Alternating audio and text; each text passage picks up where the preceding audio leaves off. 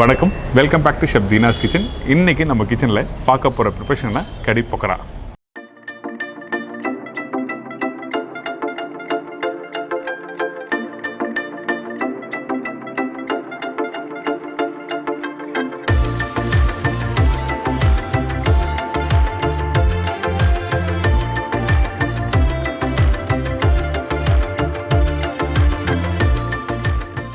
என்னடா இந்த கடி பொக்கராவா அப்படின்னா என்னென்னு தெரியாது, நமக்கு இந்த ப்ரிப்பரேஷன் எப்படி பண்ணுறது தெரியாத டிஷ் நம்ம ஏன் பண்ணோம் அப்படின்னு நினைக்கிறீங்களா? அப்படிலாம் எதுவுமே இல்லைங்க.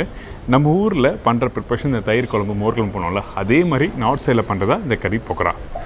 பொக்கரானா இந்த பொக்கோடா நம்ம பண்ணுவோம்ல, நம்ம வீட்டில் பண்ணுவோம்ல, அதுதான் வந்து பொக்கரான்னு சொல்லுவாங்க. அது வந்து பொக்கோடானா போண்டா மாதிரி போட்டு பண்ணுறதோ இல்லை க்ரஷ் பண்ணி போகிறதும் வந்து ரெண்டுமே நார்த் சைடில் பண்ணுற ப்ரிப்பரேஷன். ஸோ அந்த டிஷ் தான் இன்றைக்கி பார்க்க போகிறோம். உங்கள் வீட்டில் ட்ரை பண்ணி பாருங்கள். யாராவது கெஸ்ட் வந்தாங்கன்னா அந்த டைமில் இந்த மாதிரி கறி பொக்கரா பண்ணிங்கன்னா ரொம்ப அருமையாக இருக்கும். பர்டிகுலர் ரைஸ் ப்ரிப்பரேஷனுக்கு இந்த ப்ரிப்பரேஷன் வந்து நீங்கள் மறுநாள் இல்லை 2 நாள் கழிச்சு சாப்பிட்லாம். ஒன்றும் ஆகாது, கெட்டும் போகாது. அழகாக ஸ்டோரேஜ் பண்ணி நீங்கள் வச்சிங்கன்னா ஃப்ரிட்ஜில் கெட்டு போகாமல் அப்படியே இருக்கும்.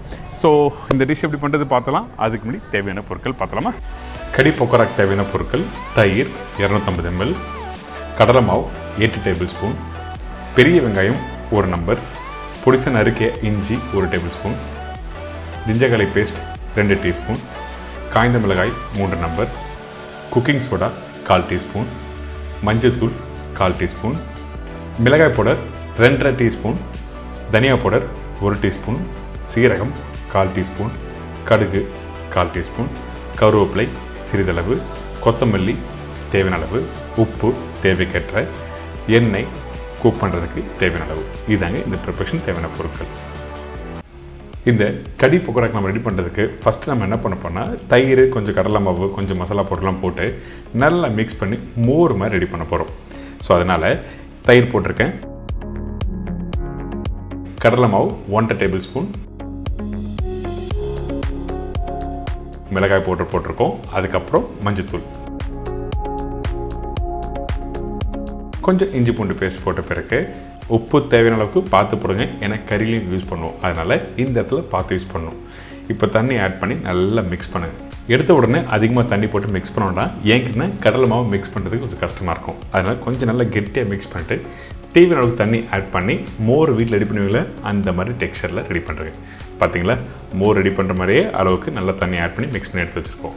இதுக்கப்புறம் அந்த பொக்கோடானா பொக்கோடா நம்ம தமிழில் சொல்லுவாங்கல்ல, அதுதான் பொக்கோடா நார்த் இந்தியன் சைடில் சொல்கிறது. இந்த கடலை மாவு 6 டேபிள் ஸ்பூன் போட்டிருக்கேன். அதுக்கப்புறம் மிளகாய் பவுடர், கொஞ்சம் மஞ்சத்தூள், கொஞ்சமாக உப்பு, அதுக்கப்புறம் பொடிசாக கட் பண்ணி வச்சுருக்க கொத்தமல்லி, இஞ்சி, வெங்காயம் இதெல்லாம் போட்ட பிறகு நல்லா மிக்ஸ் பண்ண போகிறோம். அதுக்கு முன்னாடி கொஞ்சம் இஞ்சி பூண்டு பேஸ்ட்டும், அதுக்கப்புறம் குக்கிங் சோடா. இந்த குக்கிங் சோடா எதுக்காக ஆட் பண்ணுறேன்னா கார்னருக்கு கடலை மாவு டேரெக்டாக நல்லா மிக்ஸ் பண்ணிட்டு ஃப்ரை பண்ணால் ஹார்டாக இருக்கும். அதனால் கொஞ்சம் லைட்டாக குக்கிங் சோடா போட்ட பிறகு கொஞ்சம் தண்ணி ஆட் பண்ணி நல்லா மிக்ஸ் பண்ணுங்கள். இந்த பேட்டர் ரொம்ப திக்காக இருக்கக்கூடாது, கொஞ்சம் செமியாக இருந்தால் நல்லாயிருக்கும். அப்போ தான் ஃப்ரை பண்ணி எடுக்கும்போது நல்லா சாஃப்டாக வரும். அதனால் குக்கிங் சோடா அதில் ஆட் பண்ணியிருக்கேன். இப்போ ரெடி ஆகிடுச்சு பார்த்தீங்களா. இதை அப்படியே எடுத்து மாதிரி எண்ணெயில் ஃப்ரை பண்ணுங்கள். எண்ணெய் சூடான பிறகு 1 by 1 போட்டு நல்லா ஃப்ரை பண்ணி எடுத்திங்கன்னா இந்த பொக்கோடா ரெடி. போண்டா மாதிரி போட்டு பொக்கோடா சொல்கிறேன்னு சொல்லி நினைக்கிறீங்களா? ஆக்சுவலாக நார்த் சைடில் இந்த மாதிரி போண்டா போடுறது தான் பொக்கோடான்னு சொல்லுவாங்க.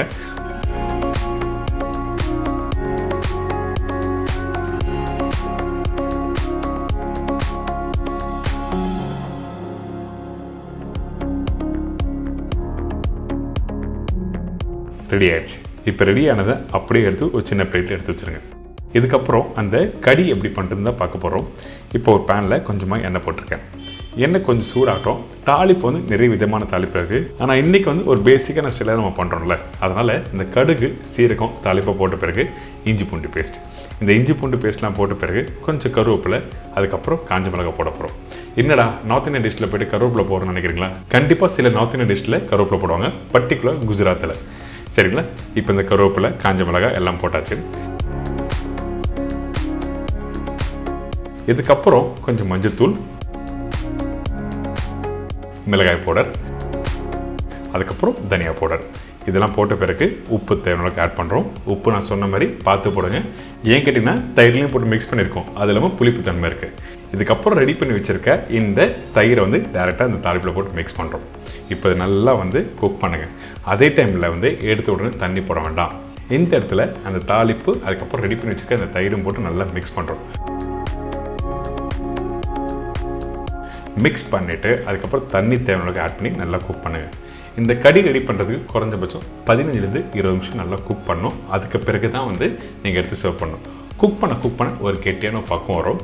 எதுக்காக கடலை மாவு யூஸ் பண்ணியிருக்கேன்னா அந்த தயிர் வந்து திரிஞ்சு போகாமல் இருக்கும், அதனால் கடலை மாவு யூஸ் பண்ணியிருக்கோம். இப்போ இந்த கடி ரெடி ஆகிடுச்சு. ரெடி பண்ணி வச்சுருக்கேன். இந்த பக்கோடாவும் இதில் போட்டு நல்லா மிக்ஸ் பண்ணிவிட்டு 1/2 மணி நேரம் கழிச்சு நல்லா சுட ரைஸோடு சாப்பிட்டு பாருங்களேன், அந்தளவுக்கு சூப்பராக இருக்கும். இந்த ப்ரிப்பரேஷன் ஒரு வாட்டி நீங்கள் ட்ரை பண்ணலாம், கண்டிப்பாக விட மாட்டீங்க. வாரத்தில் ஒரு நாள் இந்த ப்ரிப்பரேஷன் உங்கள் வீட்டில் கண்டிப்பாக பண்ணுவீங்க.